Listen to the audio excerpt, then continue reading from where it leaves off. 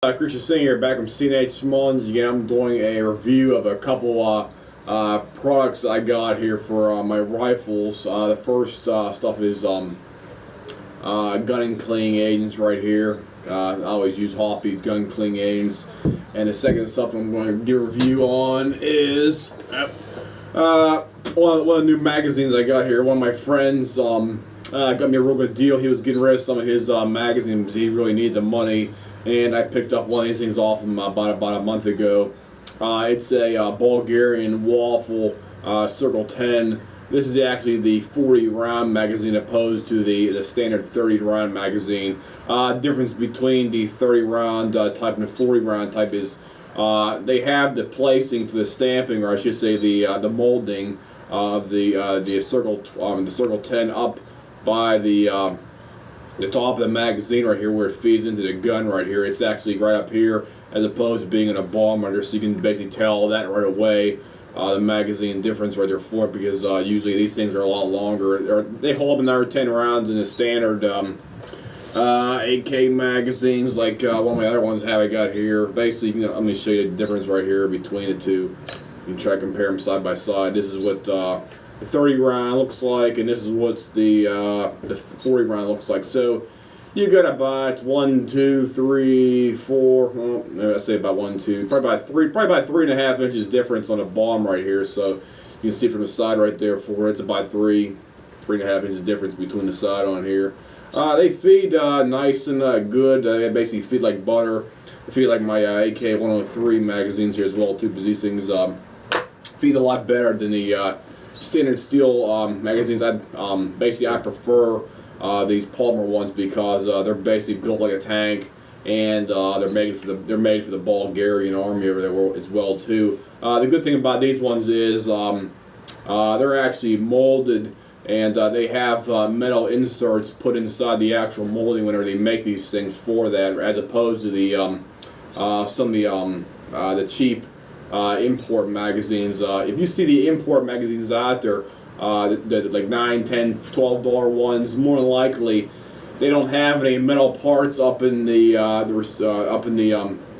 latch area right here. Plus, they don't have any metal going down here supporting the outer skeleton, I call it right here for this, because the Bulgarian Circle 10 magazines, they have metal in all the critical spots where you have it up by the feed lips, up on here in the locking mechanism right here. This is actually metal right down inside. You can see it because I took off a little bit right there, so it'll fit up, because there's a little bit of crap on the thing right here where it locks in the front locking mechanism lug. And basically it's metal back here as well too. Plus it has metal lips down inside your feed area where the bullet comes out right here. And you got a US made plate on the bottom here for the bottom of the magazine as well too. So these are basically the top of the line for the AK out there. I personally like the polymer ones as opposed to steel, so polymer ones are usually lighter. They're not going to rust, but in general purposes, steel will probably last more for in all intents and purposes, because it's not polymer, so polymer can crack or crack, I should say. Sorry about that, and break if it's put under some kind of extreme stress. But overall, they do feed great for that, and I give it 2 thumbs up, because these things retail for about $60 or $70, I think, on a couple websites online that I actually could find them in stock, and I got up my buddy for about $20 here, as opposed to the higher price on there as well too. And they always fit like a glove. This fits perfect up in my AKs and everything else. It snaps right in there. There's virtually no wobble. Sorry about that. So they fit nice and snug, fit perfect. They feed like butter. So I give them 2 thumbs up right there for that. The second stuff I got here is gun cleaner. I personally like Hoppy's. I buy Hoppy's for just about everything I have. It's the 2 type of Hobby stuff I got is Hoppy's number 9 in the big bowl here, and the Hoppy's in the smaller container right here. This is the Hoppy's. You can tell between the 2 sides. Well, one's bigger, one's smaller, obviously for that.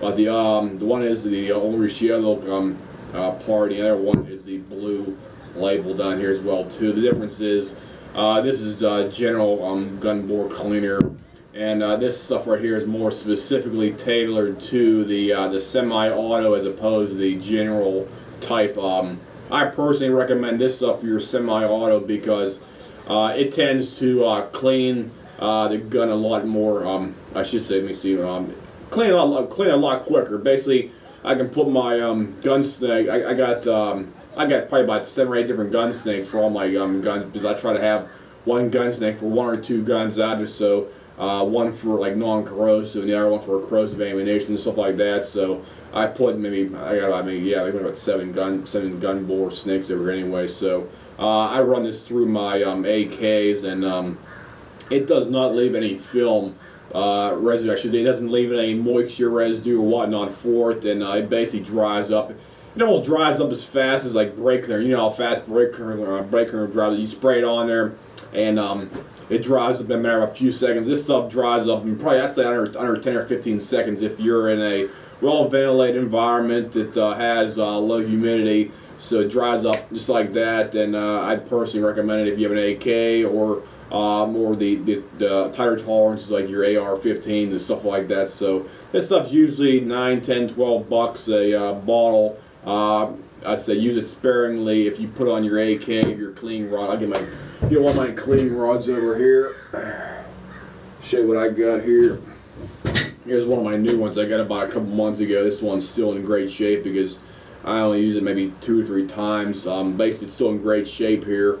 Doesn't have any carbon buildup on it as well too. Basically, whenever you use this, I basically take the top off right here, and I'll show you how I do it myself. I don't actually pour it out of here.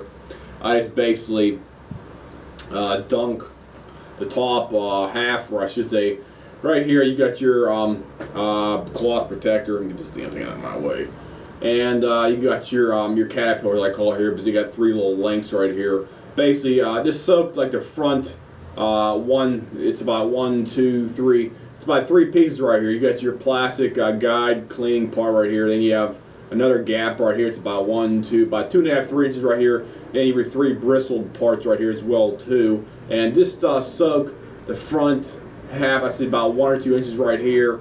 Then just squeeze it back on the side here like so it gets saturated in the front part right there, so it does most of the cleaning for the front 1 or 2 parts, and the last one's like a thorough clean after that. Then it just basically pulls all the moisture out with the rear part and just snaps it clean with the back end right here for the yellow part. Even though I don't put any lube on these things, I just leave it dry on here so it doesn't cause any problems putting lube on it, because you don't want to put lube on it real quick after you clean your gun out real quick like.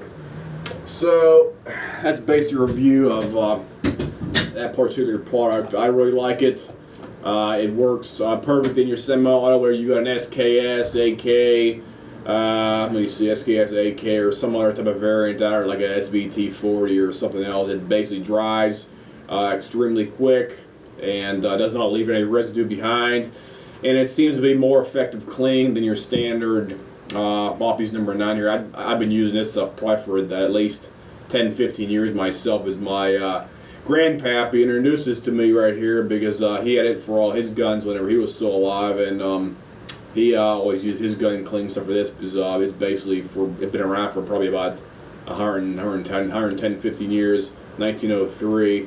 This stuff is still general purpose good stuff out there. I'm not going to knock it any which way, but I use this stuff in my Mosin Nagants and my typical bolt action guns because they don't have the same carbon buildup as your AKs and SKS, because I think the ammunition for the AKs is a bit more dirty because every time I clean it out, the rounds on the guns, it basically carbons up the gas, or I should say the gas piston real quick, and I can shoot maybe 5 rounds through the gun, and I can pull my bolt carrier out of there, and my piston will be almost black on the end part where the gas piston has the ring area right there, and it'll be black up there.